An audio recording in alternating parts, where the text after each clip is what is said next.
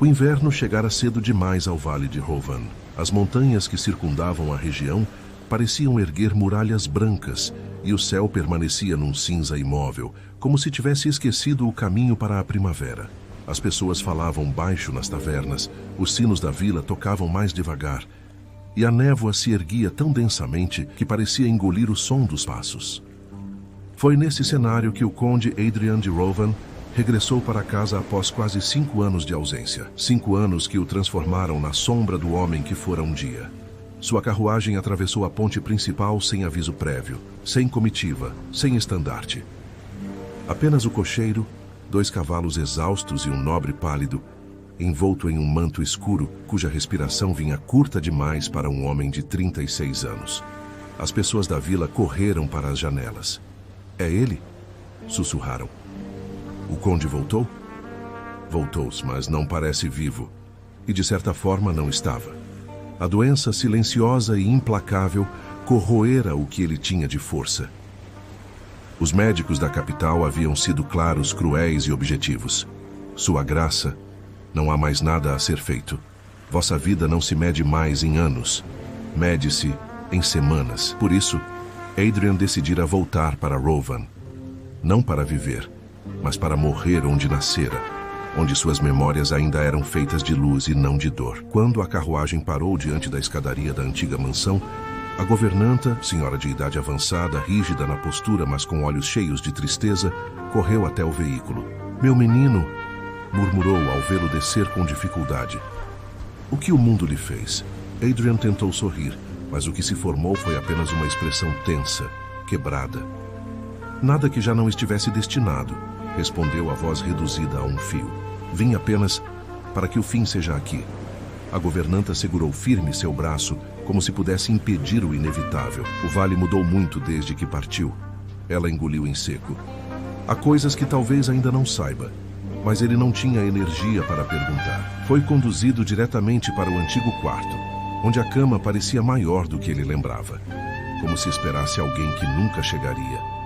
Um criado acendeu a lareira. Outro retirou suas botas. A governanta o observava com olhos marejados. "Avisarei ao médico da vila", disse ela. "E também a..." Mas hesitou antes de completar a frase. "A quem mais?" Adrian perguntou. "A senhora que agora cuida da estalagem velha", respondeu ela como quem revela um segredo. "A senhorita Elara Lorne." Ele franziu o senho. "Não a conheço." "Mas ela o conhece", murmurou a governanta. "Talvez mais do que imagina." Antes que pudesse questionar, ela saiu, arrastando a barra do vestido pelo corredor silencioso. Maltes Sate. Naquela mesma tarde, enquanto Adrian dormia um sono inquieto, uma jovem mulher caminhava pelas ladeiras de Rovan em direção à mansão. O vento frio batia em seus cabelos castanhos e a capa clara esvoaçava atrás dela. Seu nome era Elara. E o destino, esse artesão silencioso, já começava a mover os fios que a ligariam ao homem que aguardava a morte no alto da colina. Ela segurava uma cesta com ervas, vidros e pequenos frascos. Não era médica, nem curandeira oficialmente. Mas desde que o antigo herbalista do vale falecera, era Elara quem cuidava dos feridos. Preparava infusões, aliviava dores, trazia luz a corpos e almas cansadas.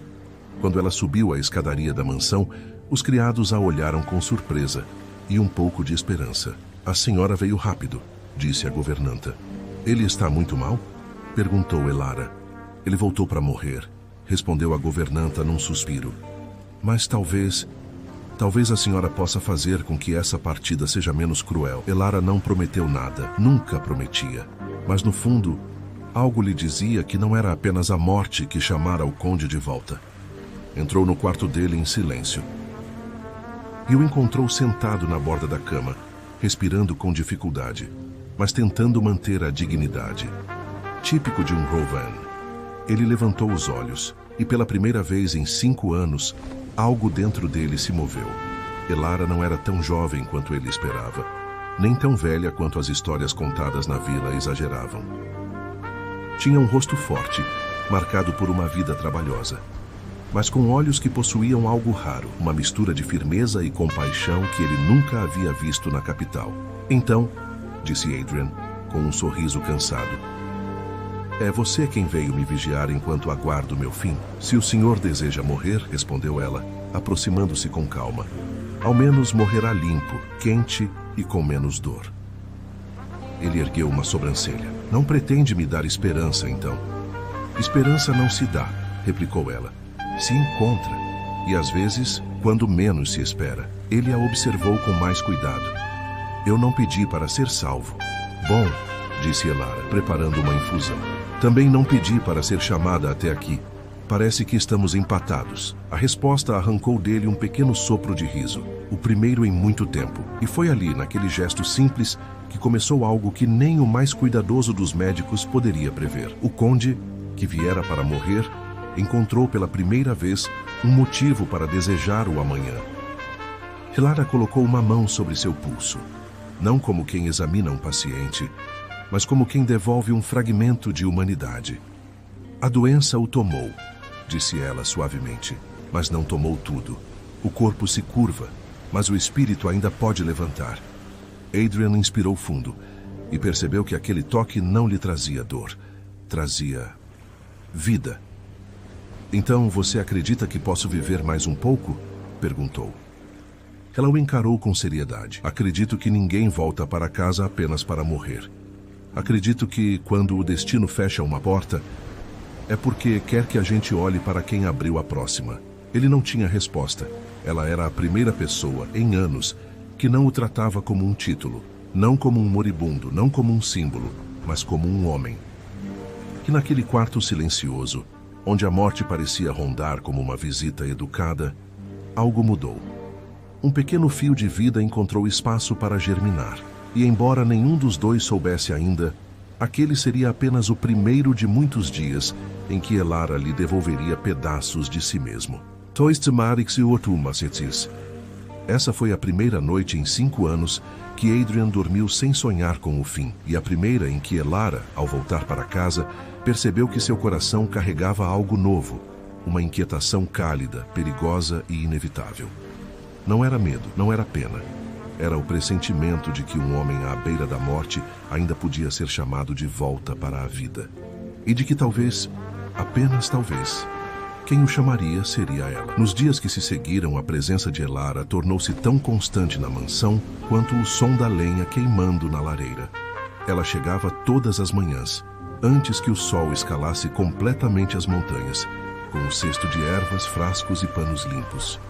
Passava pelas cozinhas, dava instruções sobre caldos, pedia mais água quente do que os criados estavam acostumados a preparar, e então subia as escadas em direção ao quarto do conde. No primeiro dia, murmuravam. No segundo, cochichavam. No terceiro, já esperavam por ela. Porque, pela primeira vez desde a notícia da doença, havia algo diferente no ar. Uma espécie de teimosa esperança. Tarsu Tarsintism Bahadrian não era um paciente fácil. Não por grosseria, isso nunca, mas por orgulho. Não preciso de ajuda para levantar, resmungou na terceira manhã, quando ela tentou apoiá-lo. Precisa, respondeu Elara sem cerimônia. Só não gosta. Ele a encarou surpreso. Tem o hábito de contradizer nobres, senhorita Lorne. Só quando eles confundem dignidade com teimosia, retrucou firme. Sente dor? Ele hesitou por um instante. O velho reflexo de negar, de manter a fachada erguida, tentou se impor, mas o cansaço era maior. Sinto. Ótimo, disse ela. Ele franziu o senho. Ótimo. Significa que ainda está vivo, explicou. Podemos trabalhar com isso. Havia algo no tom dela, meio seco, meio cuidadoso, que o desconcertava. Ninguém falava com ele assim desde a infância, quando sua mãe ainda estava viva e o chamava de volta à realidade, sem medo de títulos. Elara ajustou almofadas atrás das costas dele, ajudando-o a ficar semi-sentado. Precisa comer, disse. O senhor não é apenas um corpo doente. É um corpo que desistiu de lutar. Isso eu não aceito. Não sabia que tinha contratado uma general, murmurou ele. Não contratou, respondeu. Eu é que fui colocada nessa batalha sem perguntar. Ela lhe ofereceu uma tigela de caldo quente. O aroma de legumes frescos, ervas e ossos cozidos lentamente preencheu o quarto. Não estou com fome, protestou. Não perguntei, devolveu ela. Ele a olhou quase ofendido. e ao mesmo tempo absurdamente perto de rir. Acabou pegando a colher. Se eu não estivesse tão fraco, teria energia para discutir com você. Ainda bem que está fraco então, replicou. Poupamos tempo. E foi assim, entre pequenas farpas e silêncios confortáveis, que algo se formou entre eles. Não era intimidade ainda, mas também já não era apenas formalidade. Na vila, entretanto, a proximidade da herbalista com o conde começou a incomodar. Já viu? Murmurava uma mulher no mercado. Elara sobe ao castelo todos os dias. Ela sempre cuidou de doentes, defendia a outra. Doentes simples, não de condes, retrucava a primeira. Isso traz falatório. Um homem mais velho, encostado num barril, entrou na conversa. Se ela está lá é porque alguém de cima pediu. E se alguém de cima pediu, a gente cala a boca e agradece, se o conde não morrer tão cedo. Rovan precisa dele. E era verdade. O vale precisava do conde. Mesmo ausente por anos, a figura de Adrian ainda era símbolo de estabilidade. Sua morte deixaria um vazio perigoso, político e emocional, mas as pessoas não sabiam que no quarto alto da mansão, o que mais estava sendo remendado não era o corpo, era a vontade de viver. Certa tarde, enquanto Elara trocava as bandagens do peito dele, Adrian quebrou um silêncio que vinha pesando entre os dois. Por que faz isso? Perguntou, olhando para o teto. Não falo do trabalho, falo de se importar. Ela continuou o que fazia, sem se apressar. Porque é o que sei fazer, respondeu. Cuidar de homens prestes a morrer? Ironizou ele. Cuidar de pessoas, corrigiu. Algumas melhoram, outras partem. Às vezes, a cura é o corpo. Às vezes, é só o medo que precisa ir embora antes. Ele riu sem humor. Meu medo já foi. Só ficou o cansaço. Ela parou por um instante, a mão ainda apoiada no curativo. Cansaço de quê, exatamente? Ele pensou na capital, nas salas cheias de gente elegante dizendo coisas vazias, nos médicos falando dele como se já fosse uma lembrança, na sensação de que, depois da morte dos pais, toda a vida se tornara uma lista de deveres e aparências. De ser apenas o que esperam que eu seja, murmurou enfim. O conde que administra, que fala certo, que mantém tudo em ordem.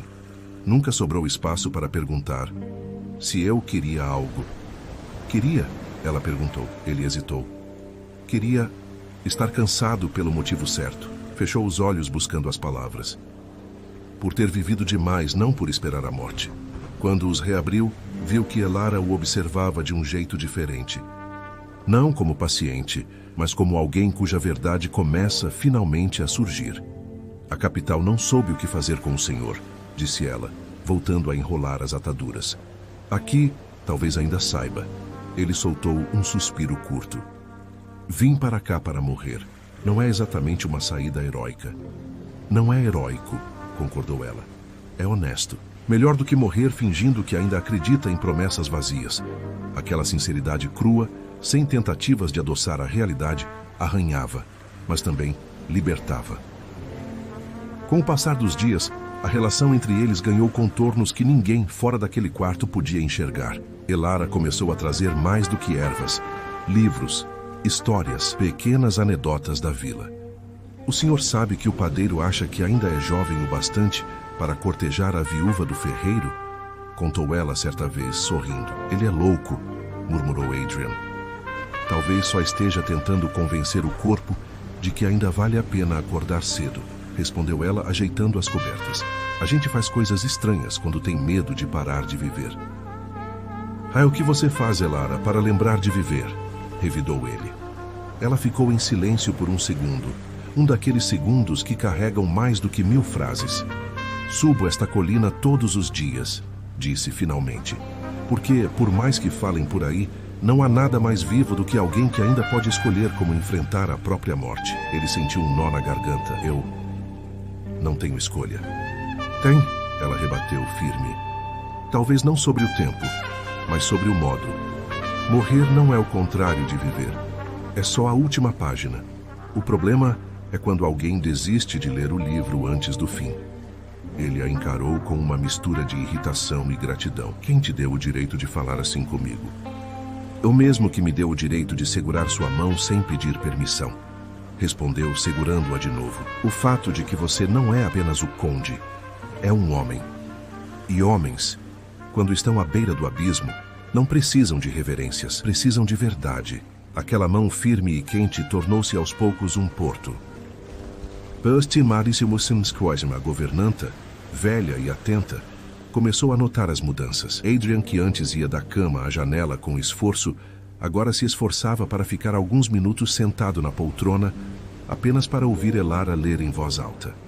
Seu rosto, outrora completamente apagado, ganhava às vezes um brilho breve. Ele ri mais quando a senhorita está aqui, comentou a governanta num fim de tarde, enquanto Elara lavava as mãos na cozinha. Ri pouco, respondeu Elara sem olhar, mas já é mais do que antes. A governanta hesitou. Sabe que nem todos veem com bons olhos essa proximidade? Elara secou as mãos apoiando-as na bancada. Ele é um homem doente, sozinho, cercado por paredes grandes demais, disse. Se alguém acha grave o fato de eu tentar devolver um pouco de humanidade a ele, o problema não é meu. Falam do senhorio, não da doença, murmurou a velha. Uma herbalista, filha de ninguém importante, entrando todos os dias no quarto de um conde. É fácil virar história. Elara deu de ombros. Histórias sempre vão existir. E completou com um brilho leve nos olhos. Algumas são só inveja de quem nunca teve coragem de se aproximar de quem está caindo. A governanta a olhou por alguns segundos e então um sorriso raro se desenhou em seu rosto enrugado. Talvez, disse, seja exatamente por isso que ele começou a ficar menos pálido desde que a viu. Ainda assim, havia um limite invisível entre eles. Nem Elara nem Adrian ousavam nomear o que nascia naquela troca diária de palavras, silêncios e toques discretos. Ele continuava sendo o conde. Ela, a mulher da vila. Ele, o homem que veio para morrer. Ela, a que tinha o estranho talento de lembrar aos outros que ainda estavam vivos. Uma tarde, a fronteira desse limite foi testada. Adrian acordara mais fraco. A febre voltara. A respiração estava pesada. Quando Elara entrou no quarto, percebeu o estado dele antes mesmo de tocar seu pulso. Hoje dói mais, ele murmurou. Então hoje vou ficar mais, respondeu ela. Sentou-se ao lado da cama, molhando panos em água fresca, alternando compressas, murmurando pequenas histórias. Em dado momento, a mão de Adrian, febril, procurou a dela, não como paciente, mas como alguém com medo. Não me deixe sozinho, pediu num fio de voz. Elara suspirou, e ali tomou uma decisão que, no fundo, sabia ser o início de algo proibido. Segurou a mão dele com as duas mãos. Não vou, prometeu. Nem hoje, nem enquanto você quiser lutar. Estou cansado, insistiu ele. Eu sei, respondeu, mas por algum motivo você ainda está aqui. Talvez não seja para sofrer até o fim. Talvez seja para fazer algo antes. O quê? Ele perguntou, os olhos semicerrados. Ela não respondeu de imediato, porque a verdade era simples e perigosa demais. Talvez o que ele ainda tinha para fazer fosse aprender a se permitir ser amado, e mais ainda a amar, nos poucos dias que lhe restavam. Mas isso, por enquanto, ela não ousou dizer. No entanto, enquanto ele adormecia com os dedos ainda enlaçados nos seus, Elara percebeu que algo irreversível já acontecera.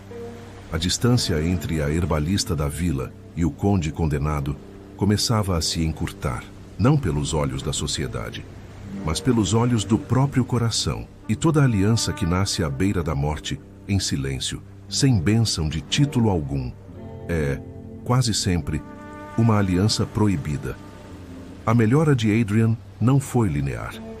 Tinha dias em que parecia mais forte, caminhando alguns passos até a janela, e dias em que mal conseguia levantar a cabeça do travesseiro.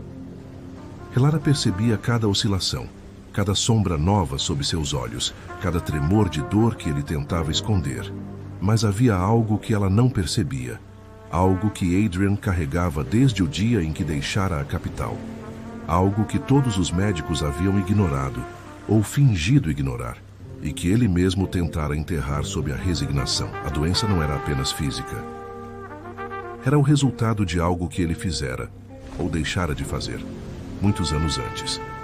E esse segredo silencioso e pesado começava a se agitar à medida que a convivência com Elara aprofundava, como se pedisse para ser revelado. Numa manhã fria, enquanto o conde dormia, Elara organizava os frascos na mesa ao lado da cama. O criado deixara ali uma caixa de madeira escurecida, com traços de viagem e desgaste. Curiosa, e com motivos legítimos, ela abriu a tampa para ver se havia medicamentos antigos. Mas o que encontrou não era remédio. Eram cartas, dezenas delas.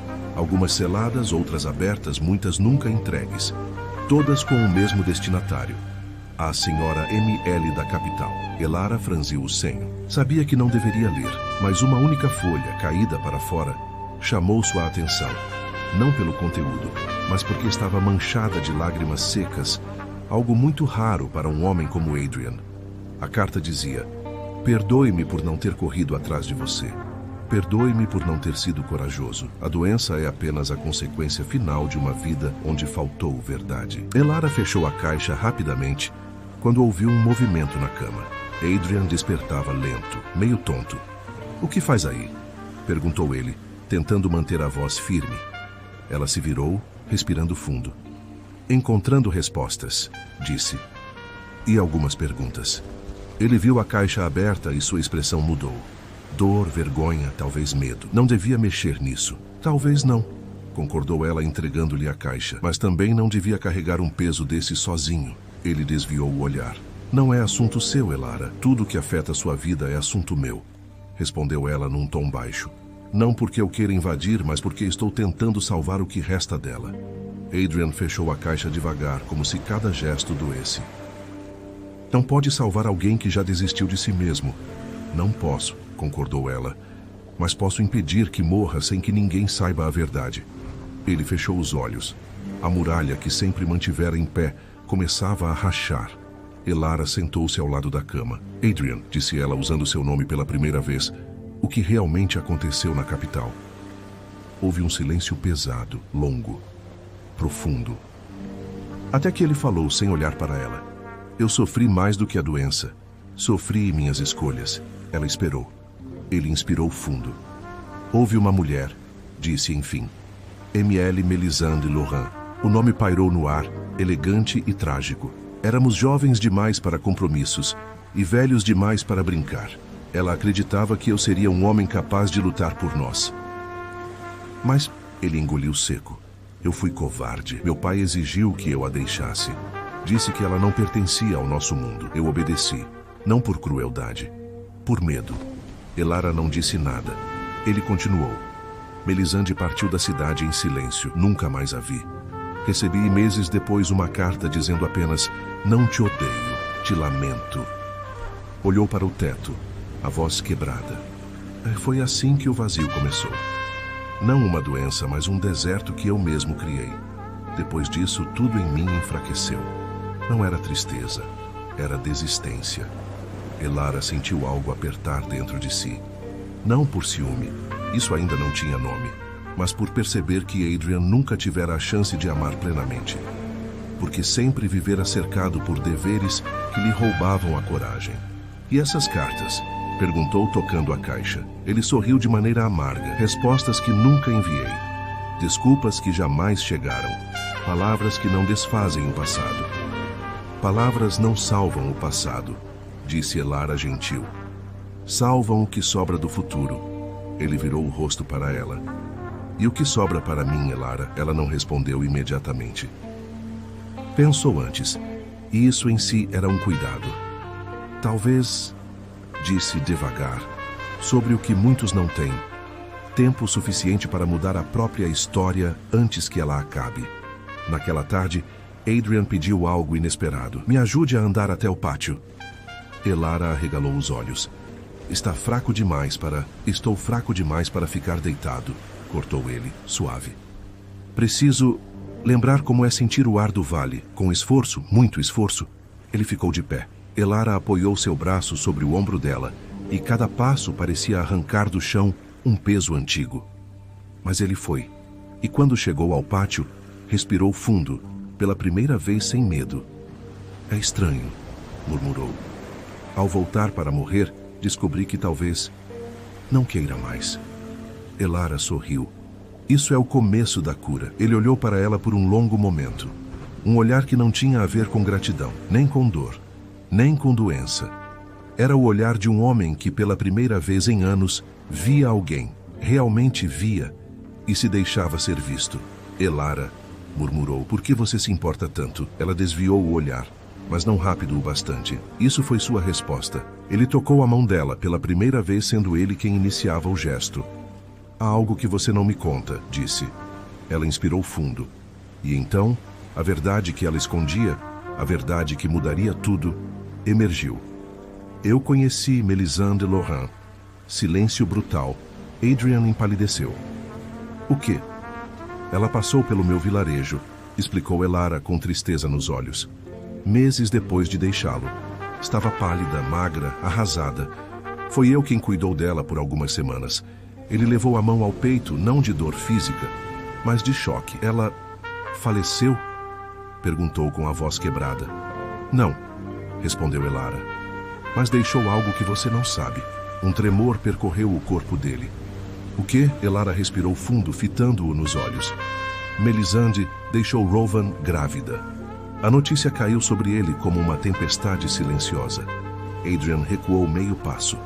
Um filho, Elara assentiu. Ela não contou a você porque sabia que sua família destruiria a criança. E porque achava que você nunca teria coragem de protegê-la. Ele fechou os olhos, sentindo o mundo desabar. Elara continuou. A criança nasceu fraca, mas viva. Mélisande não pôde criá-la. Deixou-a aos cuidados de uma família confiável. E partiu. Adrian respirava rápido. Onde está essa criança agora? Elara hesitou. Na vila. Não como nobre, não como herdeiro, mas como órfão. Órfão? Repetiu Adrian, horrorizado. Meu filho é órfão. Mélisande não suportou criá-lo, explicou Elara. A dor foi demais. Ela partiu antes que pudesse se apegar, mas ela o amava. E acreditava que um dia você apareceria. O conde levou a mão à testa, tonto, devastado. Um filho meu vivendo sem nome, sem casa. Não sem casa, corrigiu Elara. Eu o visitei muitas vezes. Ele é forte, teimoso. Bom, mas merece saber quem é. As lágrimas que caíam dos olhos de Adrian não eram de doença. Eram de um homem que descobria que sua vida ainda tinha propósito. Profundo, urgente e inegociável. Meu Deus, murmurou ele. Eu tenho para quem viver. Elara segurou seus ombros. Tem, Adrian. Sempre teve. Só não sabia. E naquele instante, naquele pátio frio sob o céu pálido de Rowan, nasceu a força que a doença jamais conseguiria apagar. O desejo de viver. Não por si, mas por um filho perdido. E talvez por aquela mulher que, sem querer, lhe devolvia o caminho. O impacto da revelação foi tão forte que o corpo de Adrian, já enfraquecido, reagiu como se tivesse levado um golpe físico. O mundo girou. O pátio pareceu se afastar alguns passos. O ar que momentos antes lhe parecera uma bênção tornou-se rarefeito. Um filho, repetiu num sussurro rouco. Aqui. No vale, sem que eu soubesse. Elara o segurou pelos braços, temendo que ele caísse. Devagar. Respire. Ele tentou. Mas o que vinha era um misto de culpa, espanto, uma ponta de alegria desesperada. E algo mais escuro. Traição. Não de Mélisande. Não daquela mulher que partira quebrada, mas da pessoa à sua frente. Há quanto tempo você sabe disso? Perguntou, a voz grave. Elara hesitou. E naquele pequeno intervalo de silêncio, ele entendeu. Anos, murmurou ele, mais para si do que para ela. Você sabia que meu filho vivia aqui, enquanto eu vagava pela capital, achando que nada mais me esperava. Eu precisava protegê-lo, respondeu ela firme, mas com o olhar marejado. Você não pode imaginar o que ter o seu nome poderia ter feito com a vida daquela criança. Um filho ilegítimo de um conde ausente? Teria sido devorado pela fofoca, pela cobiça, talvez até pela violência. E então você decidiu que era melhor que ele crescesse sem pai? Retrucou Adrian, a voz ganhando um tom mais duro do que gostaria. Ela deu um passo para trás como se o golpe a tivesse atingido. Decidi que era melhor que ele crescesse vivo, respondeu, e livre de ser usado como moeda por famílias que veem crianças como peças políticas. Ele a encarou, o peito subindo e descendo rápido. Não era simples. Nada naquela verdade era simples. Você não tinha esse direito, disse baixo. E você tinha? Devolveu ela sem elevar o tom. Você que abandonou Melisande sem uma luta? Você que passou anos aceitando que sua vida fosse decidida pelo medo? A frase atingiu um lugar que ele tentava proteger. Não fala dela assim, rosnou num impulso. Você não sabe. Eu sei que ela chegou até mim destruída, cortou Elara. Sei que carregava um filho seu no ventre e uma certeza, a de que estava sozinha. Sei que me confiou as últimas forças para que eu ajudasse a proteger o que restava de vocês dois. Foi isso que fiz. O silêncio entre eles tornou-se denso e afiado. Ali estavam. O homem que tinha descoberto um motivo para viver e a mulher que, por anos, guardara esse motivo em segredo. Naquela noite, o quarto de Adrian voltou a ser um lugar de sombras. Ele recusou o caldo, recusou conversas, recusou até os livros que Elara costumava ler. O médico da vila, convocado pela governanta, examinou-o com cara preocupada. A febre retornou. Murmurou. Mas não é apenas o corpo. Há tormento demais aqui dentro, milord. A governanta, velha e sábia, entrelaçou as mãos. Ele soube hoje que não voltou só para morrer. Voltou para ver o que podia ter sido. E não foi. O médico suspirou. Sabia que não existia erva para esse tipo de dor. Mas Elara, por sua vez, passou o restante do dia entre a vila e a colina, como se não coubesse em nenhum dos dois lugares. Na casa simples onde morava, havia um pequeno baú com seus pertences mais importantes. Entre eles, uma velha manta azul, a manta em que um bebê fora enrolado anos atrás, enquanto a mãe chorava em silêncio num canto. O menino, agora com 9 anos, corria pelas vielas de Rovan com os outros, sem saber que seu sangue carregava um título. Tinha o sorriso fácil, o olhar atento e a mesma teimosia serena de Adrian. Elara o observava de longe sempre que podia. Ajudava a família que o criava, trazia remédios, orientava, protegia como conseguia. Ele sabe? Perguntara à mulher que o criava certa vez. Não, respondera Elara. Ainda não. Talvez um dia. Quando houver algo mais para dizer além de seu pai era jovem, covarde e ausente. A mulher, dura pela vida, havia concordado em silêncio. Agora, porém, tudo mudara. Adrian estava ali, vivo, sabendo. E isso despedaçava o delicado equilíbrio que Elara havia mantido por anos. Alguns dias se passaram sem que ela subisse ao castelo. Os criados estranharam. A governanta, inquieta, mandou o recado. O conde pergunta por você, dizia a mensagem, embora finja que não. Elara sabia que mais cedo ou mais tarde teria que subir, não apenas pelo dever, mas porque o silêncio entre eles lhe doía como uma ferida aberta. Na manhã do 5º dia, decidiu ir. Levou o cesto, levou as ervas, levou o coração apertado. Quando entrou no quarto, Adrian estava acordado, olhando para o teto. Pensei que tivesse desistido de mim, disse ele sem virar o rosto. Pensei que quisesse isso, respondeu ela, fechando a porta suavemente. Houve uma pausa. Não sei o que quero, admitiu ele. Só sei que tudo dói. Ela se aproximou devagar. A doença, não só ela, interrompeu. Dói saber que falhei com Melisande. Dói saber que falhei com um filho. E dói saber que você carregou isso sozinha e nunca me contou. Não contei porque você era o mesmo homem que ela descreveu na última carta, retrucou ela firme. Um homem preso ao próprio medo. Um homem que, se soubesse, poderia querer reivindicar o menino por orgulho, não por amor. E eu não arriscaria. Ele a encarou, ferido. E agora? Ela respirou fundo. Agora vejo outro homem, um que treme ao descobrir que tem um filho. Um que diz meu filho, como se tivesse reencontrado um pedaço perdido de si mesmo. As palavras suavizaram algo dentro dele, mas não apagaram a dor. Elara, disse ele, num tom diferente, mais baixo. Você confia em mim? Ela engoliu. Começo a confiar, sim. Então, continuou, porque ainda o esconde de mim. Os olhos dela se encheram de lágrimas, as primeiras que ele havia a derramar. Porque tenho medo, confessou.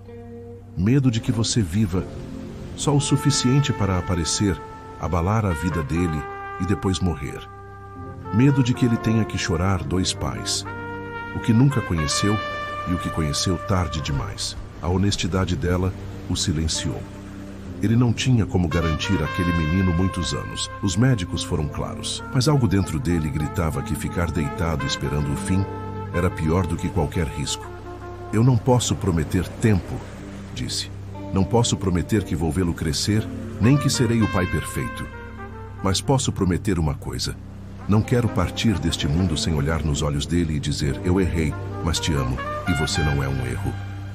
A voz falhou ao fim da frase. Elara fechou os olhos. Lágrimas pesadas desceram. Era tudo o que sempre quisera ouvir de um pai. Qualquer pai, sobre qualquer filho que o mundo chamava de bastardo. Mas havia uma parte dela que também sangrava naquela decisão. A parte que temia perder o novo vínculo entre ela e Adrian quando ele encontrasse no filho a razão integral de sua existência. Os dias seguintes foram de tensão silenciosa. Adrian insistia, Elara hesitava. A governanta, observando tudo, aproximou-se de Elara na cozinha certa noite. Se não deixá-los se encontrarem, disse mexendo uma panela, você vai carregar esse peso para sempre. E se eu permitir, e ele morrer logo depois, retrucou Elara. O menino pode não sobreviver a esse tipo de perda. A governanta pousou a colher, virando-se para ela. Muitos meninos sobrevivem a pais que nunca quiseram saber deles, falou seca. Poucos têm a chance de ouvir um pedido de perdão. Um mesmo. Às vezes basta. Elara sentiu o chão fugir, não porque não tivesse lógica, mas porque aquilo punha diante dela a escolha que vinha evitando. Proteger o menino da dor do adeus ou permitir que ele tivesse, ao menos uma vez, o direito de ser filho. Nessa mesma noite, Adrian teve uma piora brusca. A febre voltou mais forte, a respiração curta, a dor lancinante. O médico foi novamente chamado. O corpo está no limite, murmurou. Algo o mantém de pé, mas não sei por quanto tempo. Quando Elara entrou no quarto e o viu assim, abatido, mas com os olhos firmes, entendeu. Ele não estava apenas doente. Estava esperando. Não vou resistir muito se continuar, sem vê-lo, disse Adrian, como se lesse seus pensamentos. A ausência dele é um tipo de morte também. Ela se aproximou, sentou-se na beira da cama, segurou sua mão. Você pode odiar o que vou fazer? Perguntou ela. Posso, respondeu ele, mas vou respeitar. E se eu não fizer nada, você vai me odiar? Ele pensou por um instante. Não sei, confessou, mas eu me odiaria. E foi essa frase que quebrou, enfim, a última resistência de Elara. Ela se levantou. Amanhã, disse, amanhã trarei o menino. Ele fechou os olhos. Uma lágrima escorreu. Não era medo. Era gratidão. E, ao mesmo tempo, era o início de um outro tipo de queda. A de Elara, que via sua relação com Adrian ser atravessada por um amor maior e mais antigo do que o que nascia entre eles.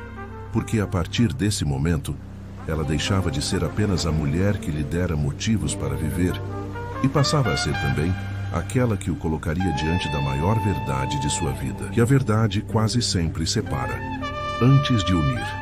Na madrugada, enquanto ele lutava para respirar, e ela, sem dormir, preparava mentalmente cada palavra que diria ao menino, um pensamento gelado atravessou o coração de Elara. E se, ao aproximá-los, eu estiver apenas encurtando o caminho da despedida de ambos? Mas a escolha já havia sido feita. O dia seguinte traria encontro, pranto, vida, e uma ferida que mudaria para sempre, o que ela e Adrian podiam ser um para o outro. A queda não era apenas do corpo dele. Era do frágil equilíbrio que os unia, e como todo amor verdadeiro, o que nascia ali teria que sobreviver ao impacto. Na manhã seguinte, Rovana acordou diferente. O vento parecia carregar outra temperatura. Não mais o frio resignado do inverno, mas um ar inquieto, como se algo prestes a acontecer tivesse despertado a própria terra. Elara desceu as ladeiras da vila com passos lentos, quase ritmados pela dúvida. Havia ensaiado palavras durante a madrugada inteira, mas nenhuma lhe parecera suficiente. Como explicar a um menino de 9 anos que seu pai não era um fantasma? E mais, como explicar que esse pai o aguardava, vivo, enfermo, arrependido, no alto da colina? Bateu à porta da modesta casa de madeira onde o menino vivia. Foi a mulher que o criara quem abriu. "Bom dia, Elara", disse ela, ajeitando o lenço no pescoço. "Ele ainda está dormindo. Preciso falar com vocês dois", respondeu Elara, séria. Algo mudou. A mulher a estudou por um instante, como quem sente que uma vida inteira está prestes a se deslocar. "Ele vai querer saber?" Elara respirou fundo. "Ele tem o direito de saber." O garoto, de cabelos escuros e olhar atento, desceu as escadas esfregando os olhos. Elara sorriu, ainda sonolento. "Você veio cedo hoje." Ela não conseguiu retribuir o sorriso. Seu peito apertou. "Preciso te contar uma coisa muito importante", disse, ajoelhando-se para ficar na altura dele. O menino franziu o senho. "Estou doente?" "Não." Ela balançou a cabeça, com um sorriso suave e triste. "Mas há alguém que quer muito te ver." "Quem?" Elara respirou fundo. "Seu pai." O menino congelou. O silêncio durou longos segundos. "Meu pai?" repetiu como se ainda tentasse entender se ouvira direito. "Sim", respondeu ela. "Ele está em Rovan e quer te conhecer." O garoto olhou para a mulher que o criara como se buscasse confirmação. Ela apenas assentiu, com os olhos marejados. "Ele é bom?" o menino perguntou. A pergunta perfurou Elara por dentro, porque a resposta não era simples. "Ele é um homem que errou", respondeu com honestidade. "Mas também é um homem que chorou quando soube que você existia. Chorou muito." O menino apertou os lábios, tentando decifrar a informação. "Ele me quer?" perguntou quase num sussurro. Elara sentiu o coração se partir. "Quer", disse, tocando o rosto dele. "Quer como alguém que descobriu que a vida ainda tem sentido." O menino respirou fundo. "Posso vê-lo?" Era o que ela temia e desejava ao mesmo tempo. "Pode", respondeu. "Mas ele está muito doente. Então vamos com calma, está bem?" O garoto assentiu lentamente. "Se ele morrer", continuou com uma maturidade que nenhum menino deveria ter, "vou ter ao menos visto o rosto dele." "Certo?" Elara sentiu as lágrimas escaparem. "Certo." A vila parou ao ver os dois caminhando juntos. Elara segurando a mão do menino, o passo firme, o olhar determinado. As pessoas cochichavam, mas ninguém as impediu. "É o filho do conde. Ele vai vê-lo agora?" "Isso vai mexer com tudo." Alguns murmuravam aprovação. Outros temiam o escândalo. Alguns, os mais duros, falavam em manchar o nome de Rovan. Mas, acima de tudo, pairava uma curiosidade tensa, como se o vale inteiro prendesse a respiração.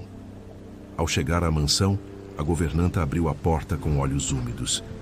"Ele está esperando", disse com a voz embargada. "Desde cedo." Elara sentiu outro aperto no peito. Nunca tinha visto Adrian tão frágil quanto naquela manhã. O menino parou diante da porta do quarto. "Ele vai gostar de mim?" perguntou com a voz baixa. "Vai amar você", disse Elara, segurando-lhe o ombro. "Eu prometo." Ela abriu a porta.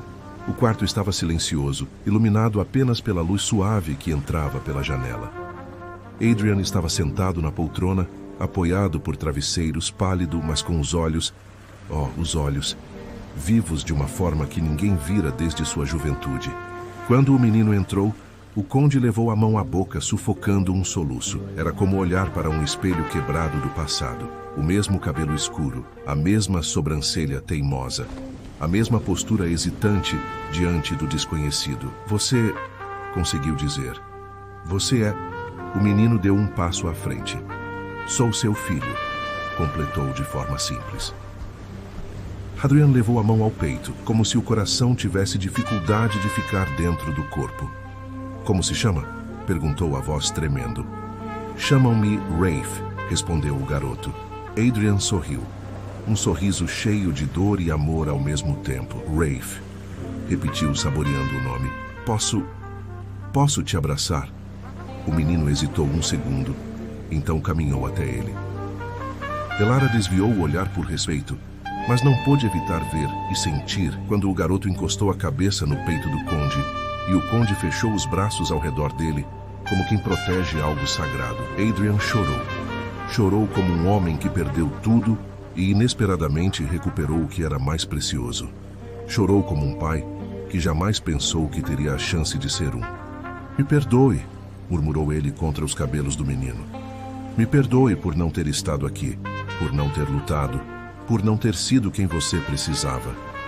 Rafe, ainda abraçado, respondeu: se você está aqui agora, está tudo bem. Essas palavras fizeram Adrian desabar por dentro, não de dor, mas de redenção. Na vila, o encontro causou um terremoto silencioso. Alguns o viram como milagre. Outros como escândalo. O padeiro exclamou: o conde tem um herdeiro, ao que o velho ferreiro respondeu: herdeiro ou não, é uma criança. E se ele quiser ser pai agora, ninguém tem o direito de impedir. Mas havia também os venenosos. Uma herbalista criando o filho de um conde? Isso vai dar problema. E se ela estiver usando o menino para subir na vida? Clara ouviu algumas dessas frases quando desceu à vila no fim da tarde para buscar ervas. Não se defendeu. Não tinha tempo para isso. Ela percebia algo que os outros não percebiam. O reencontro, ao mesmo tempo em que dava vida a Adrian, também o estava destruindo, porque agora havia algo precioso demais a perder. E nada torna a morte mais assustadora do que o amor recém-descoberto. Naquela noite, já de volta à mansão, Elara encontrou Adrian sozinho, sentado à beira da cama com a mão sobre o peito, como se segurasse a própria vida. A febre voltou? Perguntou ela, aproximando-se. Não, respondeu ele. É outra coisa. O quê? Ele a encarou. O medo. Ela sentou-se ao lado dele. Medo do quê? De morrer antes que ele me chame de pai outra vez, sussurrou ele. De morrer antes de ver quem ele vai se tornar. Sua voz falhou. De deixá-lo sozinho de novo. Elara segurou sua mão. Você tem mais força agora do que em semanas, disse. A vida voltou para você. E ela luta muito mais do que imagina. Ele apertou a mão dela. Elara, murmurou com a voz arranhada. Você me salvou. Ela balançou a cabeça. Não. Você se salvou quando decidiu que queria viver. Eu só empurrei um pouco. Adrian a olhou por longos segundos, e nesse olhar havia algo que nunca estivera ali antes. Não apenas gratidão, nem apenas afeto, mas algo mais profundo, mais perigoso, mais inevitável. Amor. Era amor, mas amor, quando chega tarde, machuca quase tanto quanto cura. Nos dias que se seguiram, Rafe visitava o conde sempre que podia. Adrian melhorava visivelmente, não pela medicina, mas pelo vínculo recém-descoberto. Mas Elara, ela sentia o coração se dividir. Por quê? A cada sorriso entre pai e filho, ela sentia crescer dentro de si uma certeza dolorosa. Se Adrian vivesse, ele teria sua família. E nessa família, talvez não houvesse espaço para ela.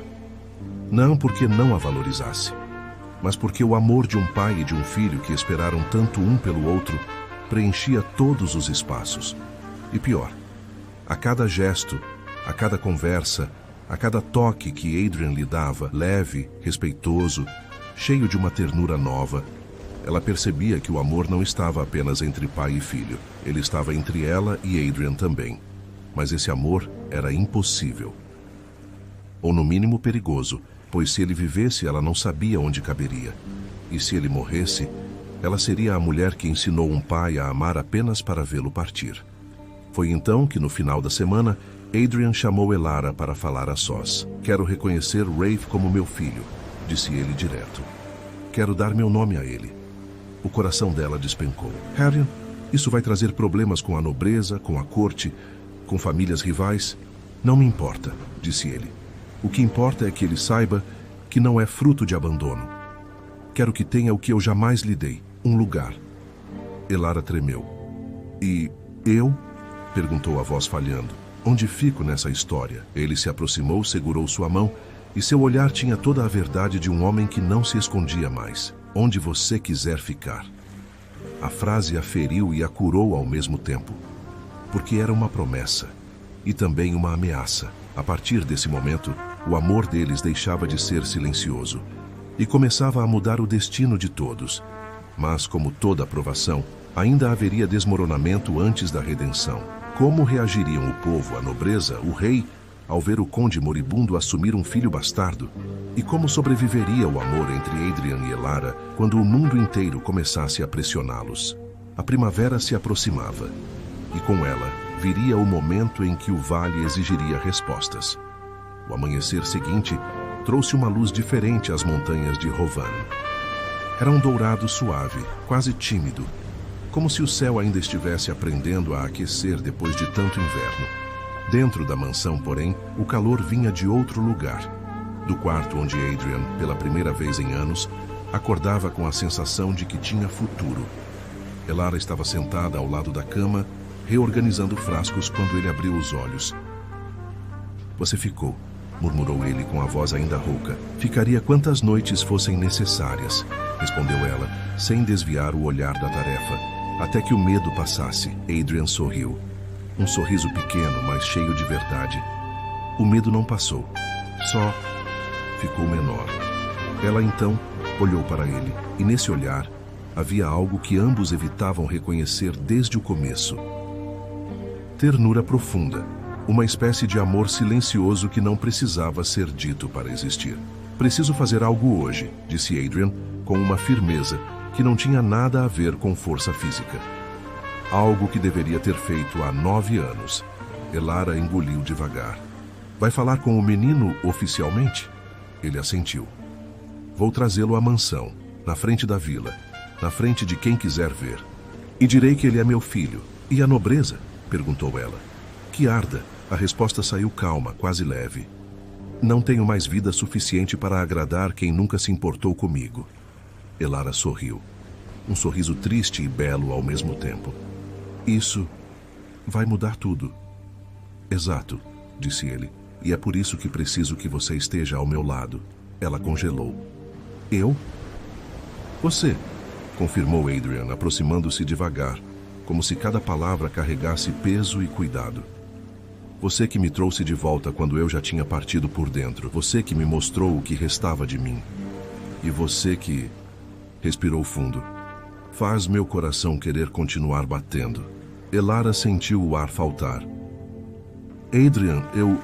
Mas ele tocou a mão dela, e esse toque dizia mais do que qualquer frase bem formulada. "Você me deu razões para viver. Agora me deixe viver por elas." O vilarejo estava reunido na praça quando Adrian, apoiado pela governanta e por Elara, desceu a escadaria principal da mansão. A aparência dele impressionava, ainda pálido, ainda frágil, mas com um brilho nos olhos que ninguém havia visto desde sua juventude.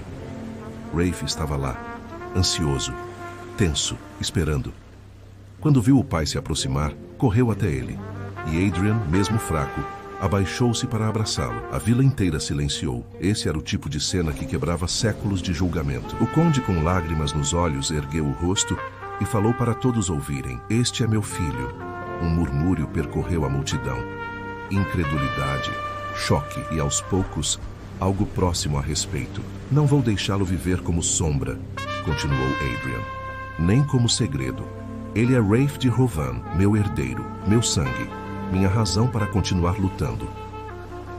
Elara, atrás dele, sentiu as lágrimas escorrerem silenciosas. O conde prosseguiu: "Sei que muitos vão questionar. Sei que outros vão condenar. Mas não estou mais disposto a morrer sem reparar o que destruí com meus erros. Hoje, declaro diante de Rovan: este menino pertence à minha casa, ao meu nome e ao meu coração." Rafe segurou a mão do pai com força. A vila inteira pôde ver o gesto, simples, puro e irrefutável. A governanta chorava. O ferreiro, duro como pedra, levantou o chapéu num sinal de respeito. E até aqueles que antes murmuravam críticas tiveram que admitir que havia ali algo maior do que fofocas. Havia amor. Mais tarde, já na mansão, Rafe foi conhecer os corredores, os aposentos, as histórias que um dia seriam suas. Adrian o observava com um orgulho quase infantil, tocando levemente a parede, como se ela mesma confirmasse o novo destino. Elara ficara na porta do jardim, observando à distância. Foi então que Adrian se aproximou. Achou que eu não fosse te procurar, disse ele. Ela deu um sorriso leve. Achei que estivesse ocupado sendo pai. Estou, concordou ele. Mas isso não me impede de ser mais do que isso. Elara desviou o olhar. Adrian, sua vida mudou agora. Ele é sua prioridade. Ele é seu legado. E você? Murmurou ele, aproximando-se mais. Não é parte disso? Ela respirou fundo. Tenho medo, confessou num fio de voz. Medo de que você esteja vivendo por impulso. Medo de perder você quando mais precisar. Medo de que... Seu olhar fraquejou.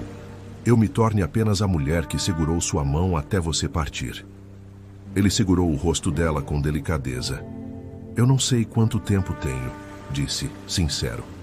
Ninguém sabe, mas sei o que quero fazer com o tempo que resta. Amar você e criar meu filho. Na mesma casa, no mesmo futuro. Elara fechou os olhos e lágrimas quentes escaparam. Não é justo você dizer isso, murmurou. Não é justo você ter me devolvido a vida, respondeu ele. E ainda achar que não merece fazer parte dela. Ela riu, chorando. Você é impossível. Só quando estou certo, retrucou ele, aproximando seu rosto do dela. E então, pela primeira vez, desde que o destino os unira, os dois se beijaram. Um beijo lento, terno, cheio de promessa. Um beijo que não pedia nada além de presença, de verdade, de entrega. Foi ali, sob o céu pálido de Rovan, que duas almas cansadas finalmente encontraram repouso uma na outra. Os dias que seguiram foram inesperados.